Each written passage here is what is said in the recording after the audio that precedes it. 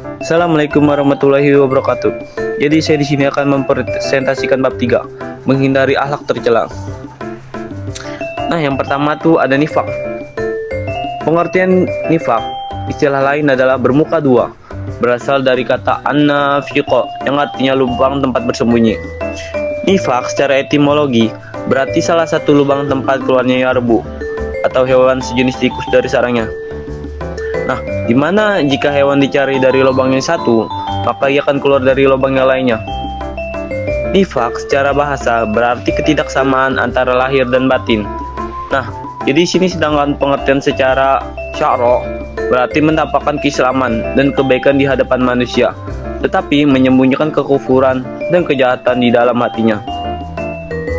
Orang yang memiliki sifat itu berarti orang munafik, karena ia memperkenalkan dirinya seorang muslim dan mengaku beriman, tetapi secara batin ia adalah seorang kafir yang tidak memiliki keyakinan seperti apa yang diucapkan di hadapan manusia. Nah, di sini ada macam-macam nifak. Yang pertama tuh ada nifak amaliyah atau perbuatan. Nifak amaliyah termasuk salah satu nifak pada taraf kecil, yaitu ia melakukan sesuatu yang merupakan perbuatan orang-orang munafik, tetapi masih tetap ada iman di dalam hati. Nah, yang kedua tuh ada nifak itikadi atau keyakinan. Nifak itikadi termasuk nifak pada taraf yang besar, yaitu pelakunya menampakkan keislaman di hadapan manusia, tetapi membunyikan kekufuran. Nifak semacam ini membuat pelakunya keluar dari agama Islam dan tidak berada di dalam kelak neraka. Nah, yang ketiga itu ada tanda-tanda perilaku nifak. Yang pertama tuh bila berkata berdusta. Berdusta adalah menyampaikan sesuatu tidak sesuai dengan fakta kebenaran, baik dengan ucapan maupun dengan isyarat, seperti menggelengkan kepala atau mengangguk. Dusta adalah mengantarkan pelakunya sebagai orang yang dicap sebagai pendusta dan membawa dirinya kepada siksa api neraka. Nah, yang kedua itu bila berjanji mengingkari. Janji merupakan perkataan yang menyatakan kesanggupan untuk berbuat atau melakukan sesuatu. Mengingkari janji yang telah diucapkan berarti tidak menepati kesanggupan yang telah dibuat. Pada masalah ini terbagi kepala dua jenis. Pertama, seorang berjanji padahal di dalam hati niatnya tidak ingin menepatinya. Ini merupakan pekerjaan paling buruk. Nah, yang ketiga tuh bila dipercayai mengkhianati. Nah, jadi kita bila dipercayai khianati adalah mengingkari suatu amanah yang telah dibebankan kepadanya. Secara umum, khianati artinya mengingkari tanggung jawab yang telah dipercayakan. Bila baik daang dari Allah maupun dari orang lain, apabila seorang dibebani amanah, maka ia wajib melaksanakan. Yang keempat, bila berseteru berbuat fajir. Maksud dari fujur adalah keluar dari kebenaran dengan sengaja, sehingga kebenaran ini menjadi keburukan dan keburukan menjadi kebenaran.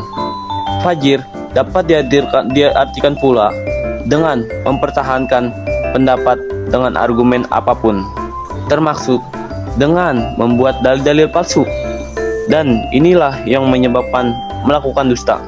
Keempat, nilai-nilai negatif perilaku nifak. Yang pertama tuh berbohong. Orang munafik sering berbohong pada saat mengatakan sesuatu dan bersumpah atas kebohongan yang diucapkan demi melindungi kepentingan diri sendiri. Yang kedua, malas beribadah. Mereka melakukan sholat dengan rasa malas, karena sholat yang mereka kerjakan hanya terpaksa demi mengelabui umat Islam dan sangat sedikit mengingat Allah. Yang ketiga, mencela orang beriman. Kita mencela orang-orang beriman demi kepentingan pribadi dan kelompok mereka. Mereka menyangka bahwa orang-orang beriman adalah orang-orang bodoh yang tidak berakal. Nah, di sini bermanis lidah. Secara zahir, ucapan orang-orang munafik tampak menarik, tapi ucapan yang menarik mereka itu hanya untuk menipu orang lain. ucapan mereka tidak berasal dari pemahaman dan iman. Nah, yang kelima tuh akibat buruk sifat nifak.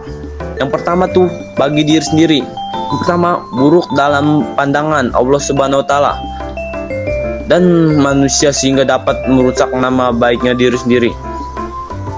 Kedua, lunturnya kepercayaan dari orang lain atas dirinya. Yang ketiga, bila disukai dalam pergaulan hidup sehari-hari di masyarakat. Yang keempat, mempersempit jalan untuk memperoleh rezeki karena tidak mendapatkan kepercayaan dari orang lain. Yang kelima, mendapatkan balasan yang amat pedih kelak di akhirat. Nah, yang kedua itu bagi orang lain. Yang pertama, menyebabkan kekecewaan hati sehingga dapat merusak persaudaraan. Yang kedua, menimbulkan fitnah karena ucapan dan perbuatan yang tidak menentu. Yang ketiga, mencemarkan nama baik keluarga dan masyarakat sehingga merasa malu karenanya. Nah, yang keenam itu menghindari perilaku nifak. Yang pertama tuh kita harus bersikap jujur. Sifat jujur adalah salah satu sifat yang terpuji dan disenangi oleh banyak orang. Nah, jujur juga dapat diartikan berkata, bersikap atau bertingkah laku apa adanya, tidak dibuat-buat atau menutupi dengan kebohongan. Yang kedua, bersikap amanah. Sikap amanah artinya jujur atau dapat dipercaya. Secara bahasa, amanah berarti segala sesuatu yang dipercayakan atau kepercayaan. Amanah dapat diartikan dititipkan atau segala sesuatu yang dibebankan Allah kepada manusia untuk dikerjakan. Yang ketiga, meneguhkan perjanjian. Menepati sebuah janji adalah perbuatan yang terpuji, dan sebaiknya melanggar janji berarti berdosa. Tidak hanya berdosa kepada orang yang kita janjikan, tetapi juga kepada Allah. Ingkar janji itu merupakan sifat dan perbuatan setan. Nah, terakhir tuh mengembangkan rasa tanggung jawab. Allah memerintahkan seluruh hambanya agar tidak mengikuti sesuatu yang tidak ada ilmunya, karena setiap anggota badan kita akan dimintai pertanggungjawabannya, karena anggota tubuh manusia adalah karunia yang Allah berikan kepada manusia untuk berbuat kebaikan. Nah, selanjutnya tuh ada keras hati. Keras hati artinya padat, kuat, dan tidak mudah berubah bentuknya atau tidak mudah pecah. Keras hati juga berarti tidak akan berhenti bekerja sebelum yang dicita-citakan tercapai. Secara istilah, keras hati dimaknai sebagai sikap teguh atas pandangan atau keinginan yang tidak mau kompromi terhadap berbagai hal yang berada di luar keinginan ataupun harapan. Hati yang keras menyebabkan timbulnya kebencian dan kemarahan yang tidak terkendali. Kondisi tersebut juga menyebabkan seorang tidak akan membedakan antara yang benar dan yang salah.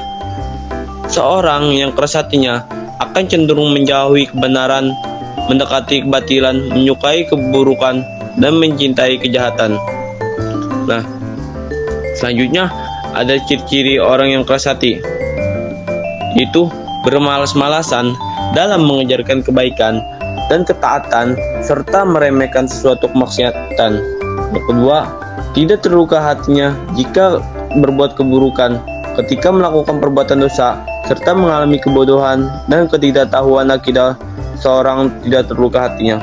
Yang ketiga, tidak terpengaruh hatinya saat mendengar ayat-ayat Al-Quran. Apabila dibacakan Al-Quran, padahal beberapa orang yang taat akan bergetar hatinya saat mendengar lantunan ayat suci. Yang keempat, tidak bertobat meskipun terkena cobaan dari Allah. Tidak terpengaruh oleh hal apapun, juga bahkan meskipun diberi hujan, musibah, dan cobaan dari Allah Subhanahu wa taala. Nah, yang selanjutnya tuh cara menghindari keras hati. Kita tuh harus banyak mengingat Allah Subhanahu wa taala melalui zikir dan membaca Al-Quran. Kedua, berteman dengan orang yang soleh dan menjauhi teman yang buruk dengan tujuan agar kita jalan yang benar. Yang ketiga, terbuka kepada nasihat baik dari siapapun. Contohnya, kita tuh ketika diberi nasihat kebaikan, kita tuh harus kita terima. Nah, selanjutnya tuh banyak bertaubat dan beristighfar kepada Allah untuk menghapus dosa-dosa yang kita perbuat selama ini. Nah, selanjutnya tuh ada godop. Pengertian godop atau pemarah secara harfiah berarti marah atau pemarah. Marah dalam pengertian godop bersifat negatif atau buruk. Godop atau marah yaitu merasa tidak senang dan panas hati karena suatu peristiwa atau sebab-sebab tertentu. Marah secara umum menyebabkan tergantungannya aktualisasi diri dalam hidup kita. Perilaku marah pada diri manusia merupakan salah satu fitrah yang muncul pada saat kebutuhan dan motif mereka terhambat untuk dipenuhi. Nah, Imam Ghazali ini juga pernah mengatakan bahwa penyakit marah atau godop disebabkan oleh dominasi unsur api atau panas, yang mana unsur tersebut melumpuhkan peran unsur kelembaban atau basah dalam diri manusia. Hal ini telah disabdakan oleh Rasulullah SAW. Nah, yang kedua tuh ada nilai-nilai perilaku godop. Yang pertama, sumber keburukan. Nah, keputusan dan tindakan oleh marah cenderung menambahkan masalah, bukan menyelesaikan masalah. Pemarah menimbulkan kerusakan hubungan antara sesama manusia. Nah, pemarah dapat merusak keharmonisan keluarga. Yang kedua, membahayakan kesehatan tubuh. Yang pertama tuh efek langsung ke tubuh. Marah dapat menyebabkan tekanan darah menjadi tinggi sehingga membuka peluang terkena serangan jantung. Yang kedua, letih depresi. Marah membutuhkan energi yang lebih besar sehingga setelah marah akan terasa letih. Yang ketiga, sulit tidur. Ketika kita tidur dengan rasa marah, tidur pun tak akan nyenyak. Tergantungnya tidur manusia dapat merusak kesehatan. Yang keempat, depresi. Terus menerus akan menyimpan rasa marah dapat berujung pada depresi, akan menimbulkan penyakit-penyakit lain dalam tubuh. Nah, yang ketiga tuh menghindari perilaku godop. Yang pertama, meredam rasa marah dengan cara menahan diri.